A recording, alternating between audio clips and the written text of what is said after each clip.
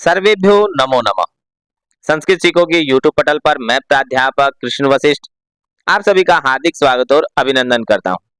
आज हम इस वीडियो में 10वीं कक्षा की संस्कृत की पाठ्य पुस्तक शेमुषी द्वितीयो भागः शेमुषी भाग 2 के पहले पाठ शुचि पर्यावरणम का अभ्यास सरल करेंगे। हम अभ्यास के केवल उन्हीं प्रश्नों को हल करेंगे जो परीक्षा की दृष्टि से उपयोगी हैं। मतलब ये है बच्चों, हम केवल उतनी ही मेहनत करेंगे जिससे कि परीक्षा में अधिक से अधिक अंक लाए जा सके। एनर्जी को वेस्ट नहीं करेंगे। चलो अभ्यास को सरल करते हैं।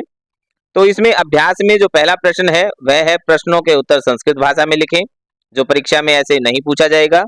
दूसरा प्रश्न है संधि का, इसे हल करते हैं। प्रश्न 2 संधि विच्छेदम कुरुत, संधि या संधि विच्छेद जैसा आपको कहा जाए वैसा करें। एक बात आप और जान लें कि संधि समास आदि पर विस्तृत वीडियो अलग से बनाई जाएगी, अन्यथा अभ्यास की वीडियो ज्यादा लंबी हो जाएगी। यहाँ केवल सामान्य नियमों को जानेंगे। प्रकृति ही धन एव प्रकृति रेव, ये विसर्ग संधि का उदाहरण है। विसर्गों का रे हो गया, रे में ए मिल गया, बन गया प्रकृति रेव। स्यात धन न धन एव, यहाँ दो संधियां हैं।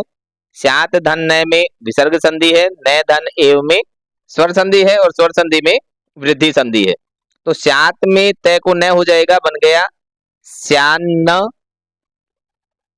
और उसके बाद एव न में जो ए है वो ए के साथ मिलकर बन गया स्यान्नाई। अगला देखें, ही धन अनंता है, अनंता बन गया। यन संधि का उदाहरण है, स्वर संधि का उदाहरण है। ही की ई को यह हो गया और बन गया है अनंता। बहि धन अंतः, धन जगती, ये दोनों ही विसर्ग संधि के उदाहरण है। विसर्ग का रे हो जाएगा, बहिरंतः बन जाएगा, और बहिरंतः धन जगती बहिरंतर जगती बन जाएगा। विसर्गों को रे हो जाएगा। आगे देखें, अस्मात नगरात, यहां भी तय को न हो जाएगा, अस्मान नगरात। आपने उदाहरण देखा है जगत धन नाथ, व्यंजन संधि का जगन्नाथ, उसी प्रकार से है ये। समचरणम मैं को हो गया पंचम वर्ण, व्यंजन संधि का उदाहरण संचरणम। अगला उदाहरण है धूमम धन मुंचती, यह भी व्यंजन संधि का उदाहरण है, और व्यंजन होने की वजह से मकार का अनुस्वार हो जाएगा, बन जाएगा धूमम मुंचती। प्रश्न 3, अधोलिखितानाम अव्यानाम सहायतया रिक्त स्थानानि पूरयत, अधोलिखित अव्यों की सहायता से रिक्त स्थान पूरा करें या भरें। सबसे पहले आपको इन अव्यों का अर्थ जानना होगा। अगर आप अव्यों का अर्थ जान जाएंगे तो इनमें खाली स्थान में आप इसको आसानी से आराम से भर भी पाएंगे। तो अर्थ जानते हैं। भृशम, इसका अर्थ होता है अत्यधिक। यत्र जहां, तत्र वहां, अत्र यहाँ, अपि भी, एव ही सदा हमेशा, बहि बाहर। खाली स्थानों में अव्यय को भरते हैं। इदानीम वायुमंडलम, खाली स्थान प्रदूषितम अस्ति, तो यहाँ आएगा इदानीम वायुमंडलम भृशम दूषितम अस्ति, अत्यधिक प्रदूषित है। उसके बाद जीवनम दुर्वहम अस्ति, तो यहाँ आएगा अत्र अत्र जीवनम दुर्वहम अस्ति। प्राकृतिक वातावरणे क्षणम संचरणम अपि लाभदायकम भवति। घ भाग में पर्यावरणस्य संरक्षणम एव प्रकृतेः आराधना, पर्यावरण का संरक्षण ही प्रकृति की आराधना है। पांचवें में सदा समयस्य सदुपयोगः करणीय, हमेशा समय का सदुपयोग करना चाहिए। भूकंपित समये बहिः गमनम एव उचितम भवति, भूकंप के समय में बाहर जाना उचित होता है।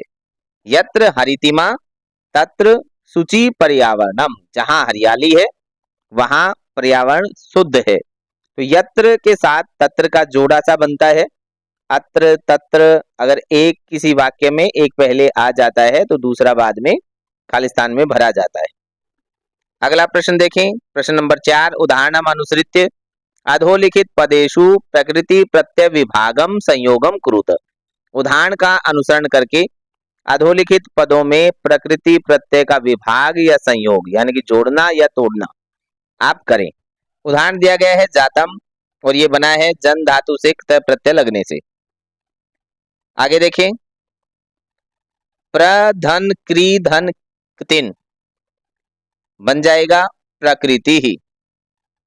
नी श्री क्त और टाप, अगर टाप प्रत्यय नहीं लगता है, नि श्री क्त ही लगता है तो बन जाएगा निश्रित, और टाप प्रत्यय से लगने से बन गया निश्रिता।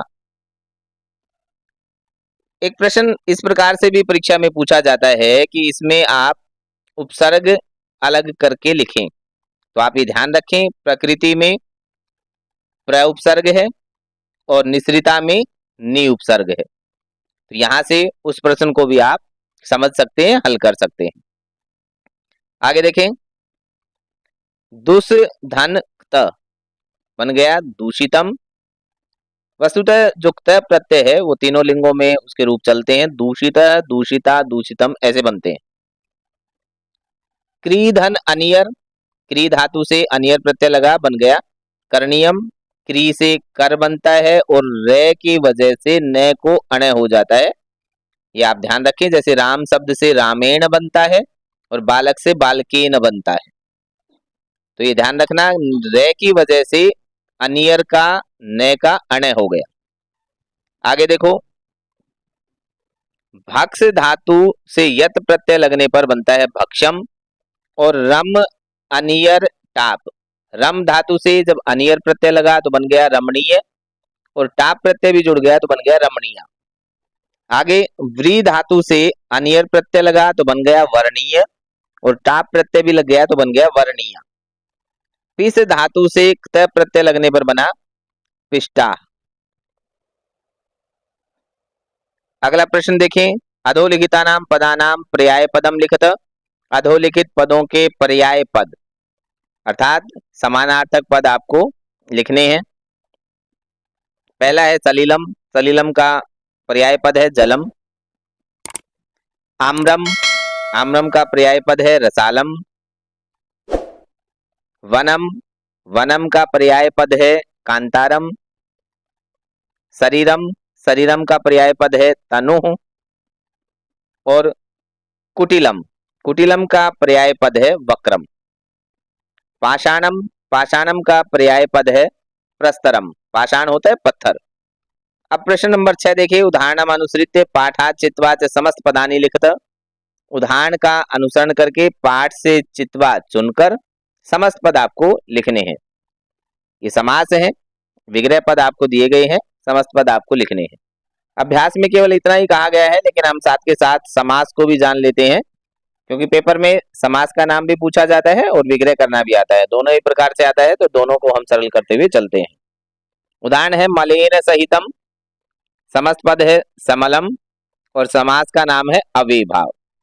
आगे देखें, हरिताः च ये तरवः तेषाम, हरित तरुणाम कर्मधारय समास है यहाँ। ख ललिताः च याः लताः तासाम, ललित लतानाम ये कर्मधारय समास है। गै भाग में देखें, नवा मालिका, नव मालिका, यहाँ भी कर्मधारय समास है। धृतः सुख संदेशः येन तम, धृत सुख संदेशम ये बहुव्रीहि समास का उदाहरण है। अगला जो उदाहरण है कज्जलम इव मलिनम, कज्जल मलिनम ये कर्मधारय समास का उदाहरण है। और अंतिम है दुर्दान्तैः दशनैः, दुर्दांत दशनैः ये कर्मधारय समास का उदाहरण है।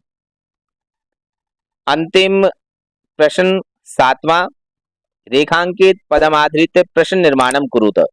रेखांकित पद के आधार पर प्रश्न निर्माण करें।